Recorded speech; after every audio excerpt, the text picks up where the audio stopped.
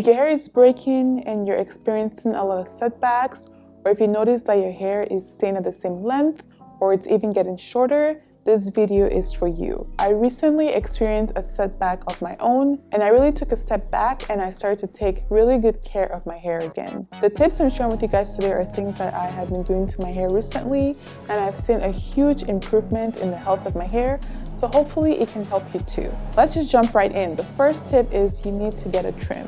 If your hair is breaking, now is not the time for you to hang on to the length of your hair because it will keep breaking. Usually when hair breaks, that's a sign that there's something going on. You want to go ahead and snip those damaged or split ends because the split ends will just keep growing upwards, and that means your hair will just keep breaking. This will make sure that all those split or damaged ends are gone, and that way you can start retaining some length and seeing some hair progress. And even when your hair is healthy, this doesn't mean you stop doing the trim. So our hair will keep breaking or splitting at the ends just because it rubs on our clothing. So you want to go ahead and get a trim about 2 to 3 times a year so you're staying ahead of the split ends. My next tip is to use the hair products you already have. I think when our hair starts breaking, the first thing we do is we start to watch a ton of videos and we start to look for different products we can get. But you have no idea if the products you have are just fine, but you're not using them consistently or you don't have a routine. Which brings me to my next point is do not follow someone else's hair regimen. So everybody's hair is different. Some people need more protein, some people need more moisture. But if you go ahead and follow someone else's regimen and their hair needs are completely different from yours, then your hair will suffer. I am speaking out of experience. I used to do protein treatments every time I washed my hair, and I used to wash my hair every month to 6 weeks. So I watched this YouTube video and she mentioned how her hair was protein sensitive and she was experiencing a lot of breakage each time she used protein. So I saw that video, and even though my hair was doing just fine, I went ahead and I stopped using protein completely. And I think that was part of the reason why my hair started breaking. If your hair is relaxed, you need protein. Each time you relax your hair, you are stripping protein from your hair.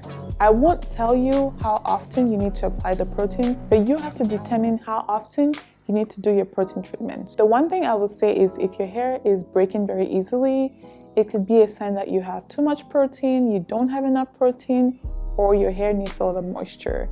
And if you pull your hair, so if you have any hair that falls off, and if you pull the strand apart and it stretches and it takes a while for it to break, that could mean that you have a lot of moisture and you may need to do a protein treatment. But again, I'm not going to tell you how often you need to use protein on your hair because it differs per person. This brings me to my next point is you need to give your hair what it needs. Our hair needs a balance of moisture and protein. You want to make sure that you're using products that contain both moisture and protein, and again you have to determine when your hair needs those ingredients. And again, this brings me to my next point is to keep a hair journal. So this is something I started doing recently and I have learned a lot about my hair. So each time I wash my hair, I keep track and I write down all of the products that I use. I write down how my hair felt after using each product. And if I'm doing a treatment, like a protein treatment or a moisture treatment, I go ahead and I write down how long I had it in my hair for. And I also write down if I used it with heat, if I used like a plastic cap or not. And this way I can look back and figure out if there's certain type of products that when I use in my hair breaks a lot, or there's certain type of products that when I use in my hair feels really soft and healthy. As you can see, all of my tips are somewhat connected together. Again, this brings me to my next tip is you need to start building a hair routine. And your hair journal will come in very handy to help you build your hair routine. So again, if you notice that there's certain products that your hair really likes, you can get more products like that. So you can maybe figure out what the key ingredients in those products are, and then you can maybe build your hair stash or build your hair routine using those products. Or vice versa, if you notice that there's certain products that contain certain ingredients, and each time you use that ingredient in your hair just like mats up, it tangles, or your hair feels weird, then you definitely want to stay away from this product. My next tip is keep track of when, how much, and where your hair breaks. So some people notice breakage on maybe one side of their head, and I am speaking out of experience because I noticed that my hair breaks mostly on this side. So you can figure out if there's certain things that you only do to this side. So maybe you start relaxing your hair on this side all the time, or maybe you're always sleeping on this side of your head. So it really differs, but you have to figure out exactly what you're doing to that side of your head that may be causing your hair to break mostly on that side.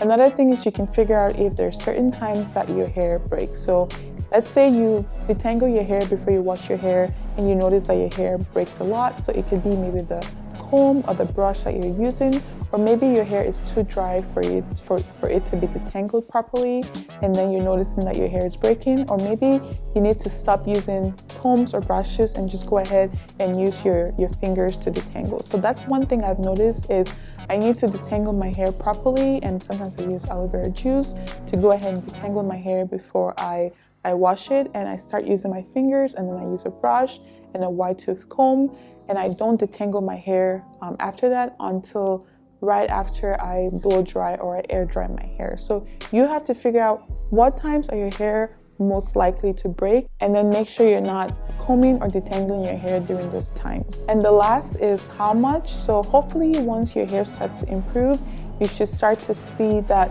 you're getting less breakage. But if you're not keeping track of how much of your hair is breaking, you won't really know if it's breaking less or more. My next tip is you need to stay out of your hair. So if your hair is breaking, now is not the time for you to change your hairstyle every week, every couple of days. You want to keep your ends tucked away. This brings me to my next tip is you need to find and use the right protective style. So if your hair is breaking, now is not the time for you to start flat ironing your hair, every week or every day because you have a U-part wig that you need to, straighten your hair to match the texture.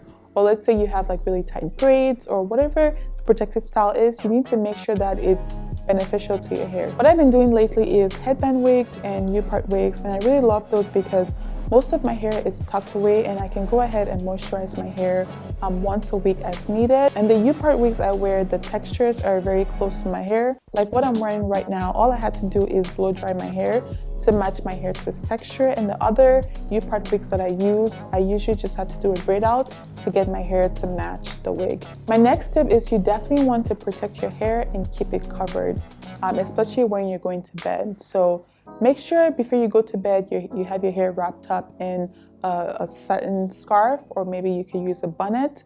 And this will just keep the moisture in your hair in and will also prevent your hair from breaking if it rubs against your pillowcase. Another thing I use is the satin pillowcase, and this just gives me extra protection, extra peace of mind, because sometimes my bonnet comes off at night, and sometimes when I put the bonnet on, it doesn't fully cover my edges or like part of my hair sticks out. So just having that satin pillowcase just gives me the extra protection that I need. The next tip I'm a little hesitant to share with you guys because I think it may not be good for everybody. So just go ahead and take it with a grain of salt. So the next tip is extend your relaxer or stretch your relaxer as much as you can. And this is what I'm going to do. My last relaxer was on December 28th. And I'm actually planning to stretch my relaxer to about 5 or 6 months. So the reason why I'm doing this is because I want my hair to be in a really good state before I relax my hair. When we get relaxers, we're basically stripping protein from our hair. If your hair is not in a great state, applying a relaxer could just cause extra damage. I want to make sure I have a ton of new growth, which will give me a less chance of having relaxer overlap. Another reason you may want to stretch your relaxer is if you do your own relaxers, it's possible that you're overlapping your relaxers, but if you give yourself or if you stretch and you have a lot of new growth, that will just reduce the chance of you applying your relaxer to your already processed hair. If you don't want to stretch your relaxer, please ask a friend or a family member, or if you can, go seek professional help. My last tip is to be consistent and patient. So if your hair is breaking, unfortunately, you could lose 12 inches of hair in a day, but hair grows slowly. So the good news is our hair keeps growing. True, it may slow down, or if your hair stops growing, you may have a medical reason, and for that, I would suggest you see your healthcare professional. But if you don't have any medical issues related to hair growth, your hair will keep growing. It is just for us to make sure we maintain and keep the length. So these are the things I've been trying lately, and I've seen a huge improvement in my hair. When I used to wash or comb my hair, I would just see like really short pieces, like my hair was breaking a ton. But now it's reduced significantly, and when I'm combing my hair or doing my hair, I see maybe like 1 or 2 broken pieces, which is really great because that means the health of my hair is starting to improve. I know there are probably more good tips out there, so if there's anything I missed, please leave it in the comment section below.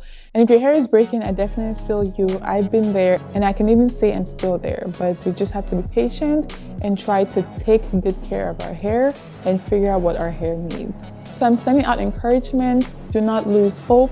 Just keep trying, and hopefully your hair will start thriving again. Thank you guys so much for watching, and I'll see you in my next video. Bye guys.